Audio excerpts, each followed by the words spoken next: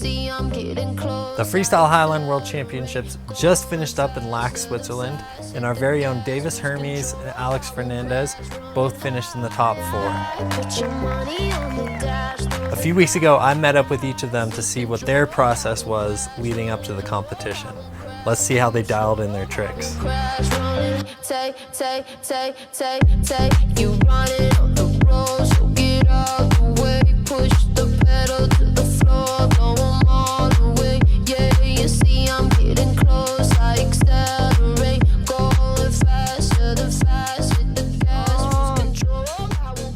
What's up? I'm Davis Hermes, and this is Justin Wagers. And we're going to tell you how a professional slackliner trains for the World Championships.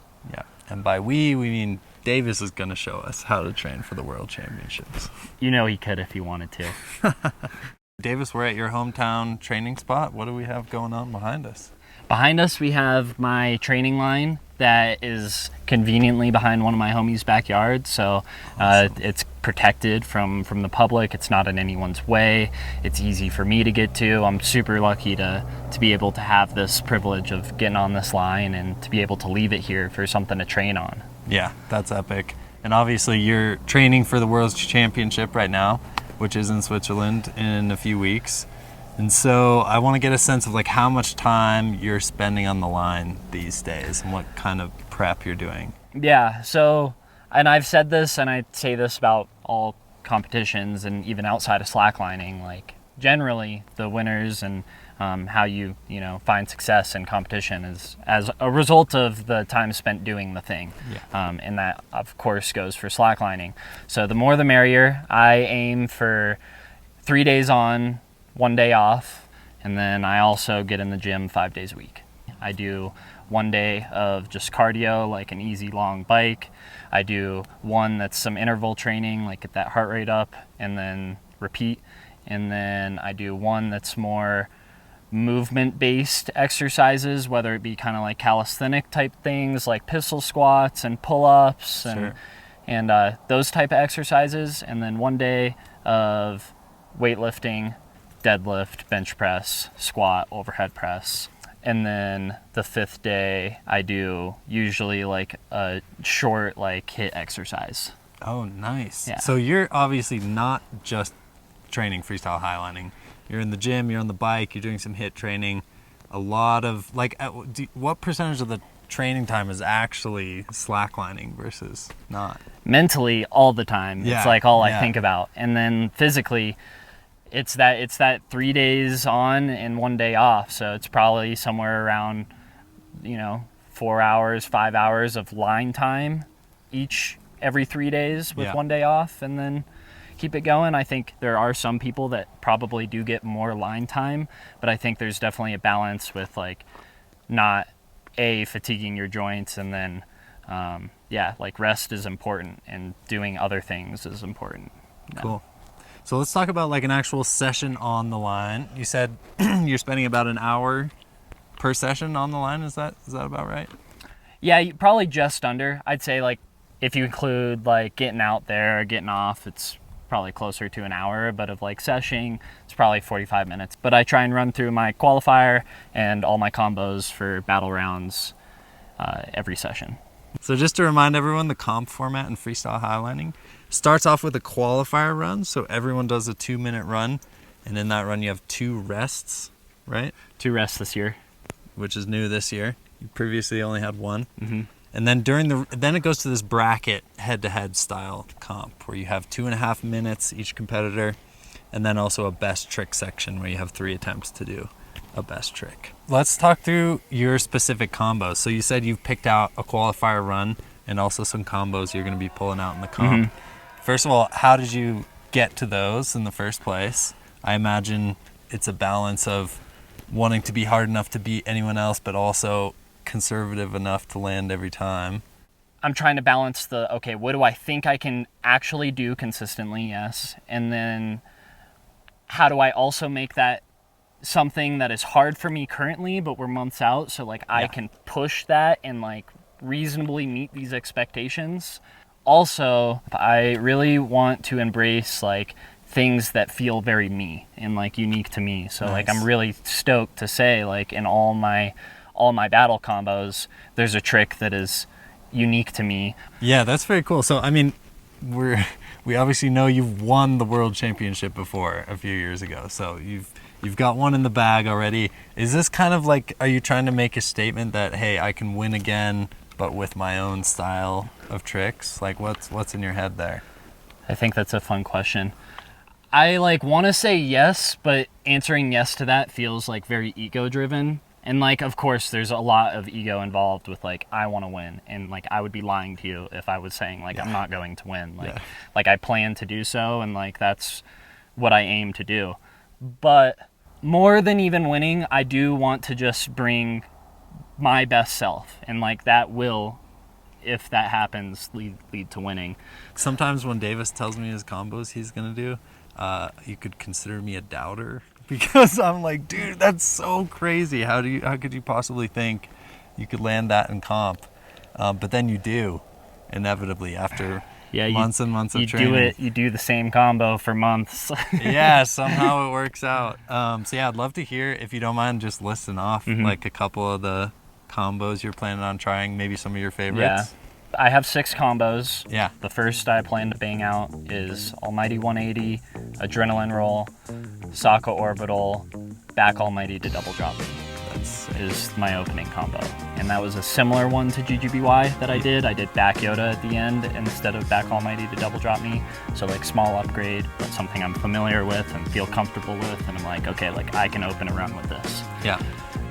Next combo is probably what I'm most excited about and feels like the most me, is double barrel roll to inward drop me 360 to feet. Yep. Double back Yoda. And that is probably the most technical one. That 360 after the double to inward drop me is really hard to get out cleanly. It's like a very bouncy trick. Yeah. And that double to inward drop me like takes a lot of finesse. The third combo, double back almighty to double drop me, stand up, Han Solo, drop down to double drop me, recliner 180, panic roll 180 to feet, triple Yoda. Dude, that is so sick. It's a long combo. Yeah, it's a long combo. Like that's definitely where I get a lot of my combo points in that category. Sure. It's a long category, or it's a long combo, and it opens with a really hard trick and it ends with a really hard trick. Sure. That's like probably like my most difficult and longest combo. After that, I'm gonna do Millennium Falcon, which is like a Han Solo, where at the end of the Han Solo, you take the leash and toss it over your head and you grab the line. So down to rocket, which I think is going to surprise a lot of people, because people are like, Davis can't do rocket tricks. But I just don't like rocket. So then Darth Vader, after that, back almighty, double front Yoda.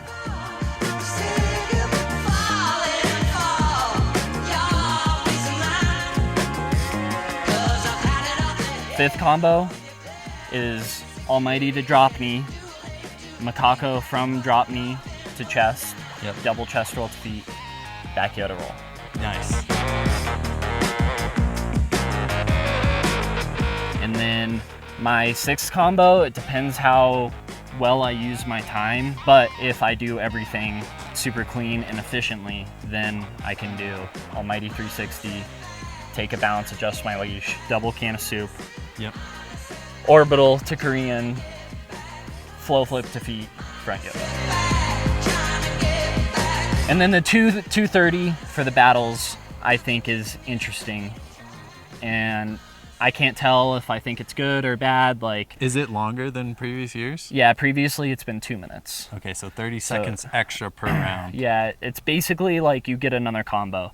Each combo is anywhere from like, for me, a short one is like 20 seconds, and then a long one is like 45 seconds. Yeah. So do you think you have 6 combos laid out? Do you think those generally fit within the 2.5 minutes? If I do everything with 3 bounces before, at 2 minutes 30 seconds, my Yoda roll at the end of the last combo should complete the time. So you basically have everything timed out to the bounce. More or less, yeah. That's awesome. And then, yeah, I mean, so the comp's obviously split into the 2.5 minute round for all your combos, and then there's a best trick section. And so I'd love to hear if you have any tricks in mind for your best trick.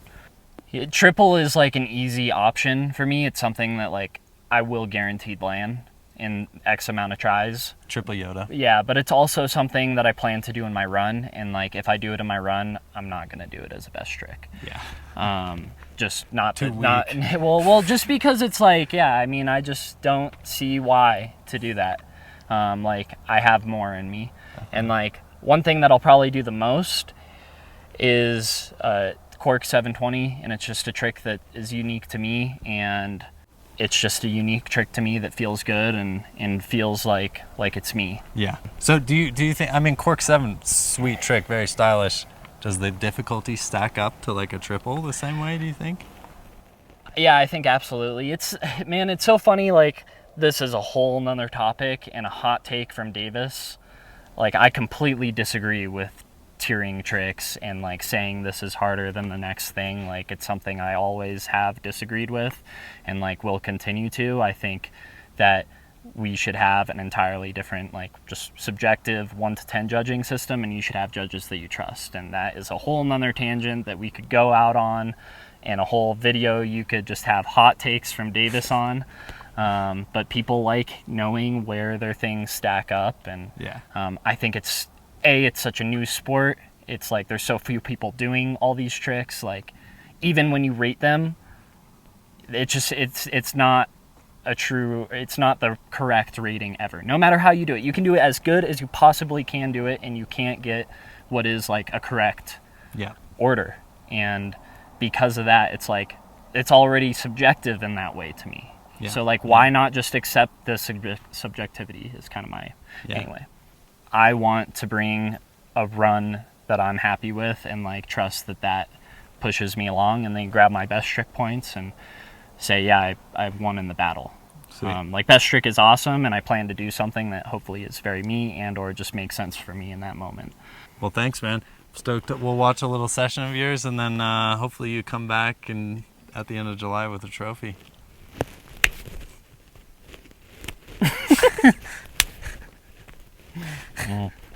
That's our thing. He didn't do it very well.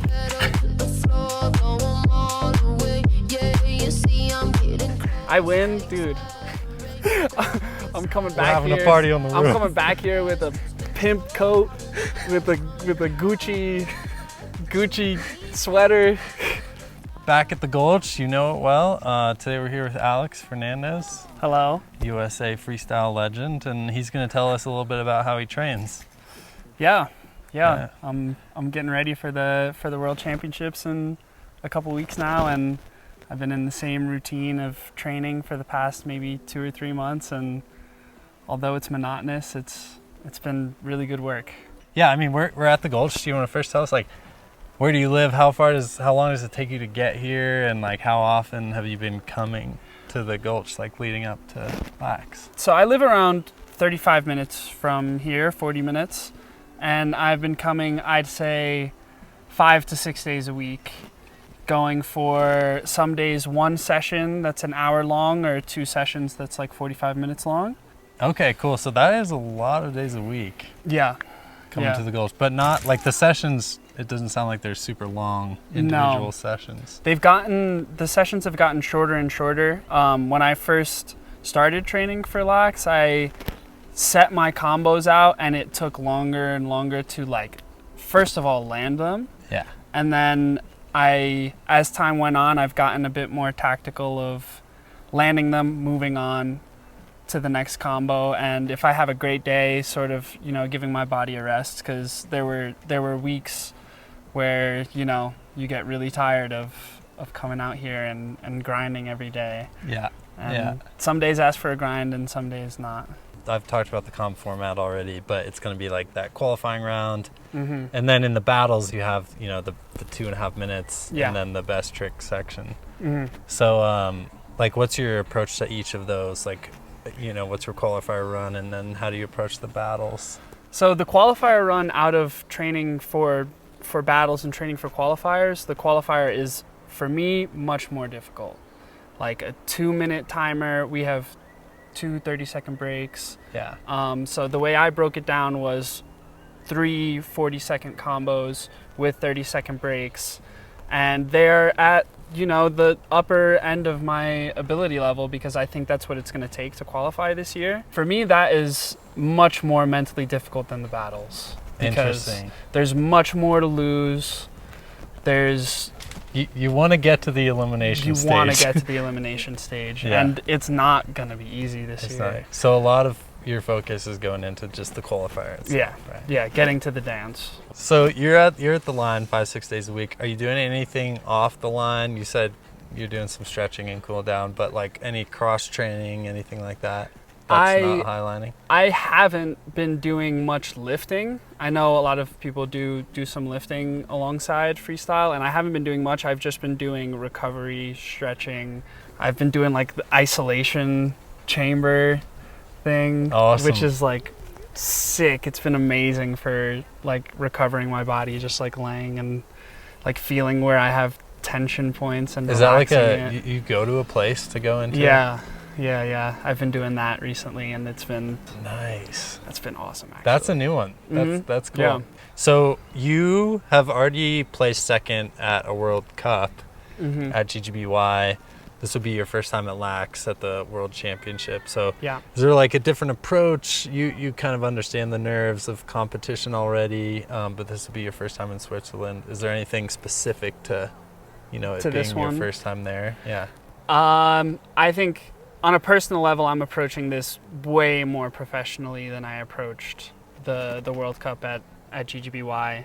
It was my goal from when I started freestyling to make it to Lax, and I'd be doing myself a disservice if I don't put 2 or 3 months into everything it's going to take to do well at the comp. So I've definitely taken it much more serious. That's cool. So you can go in knowing, you've put all the possible work in. Yeah.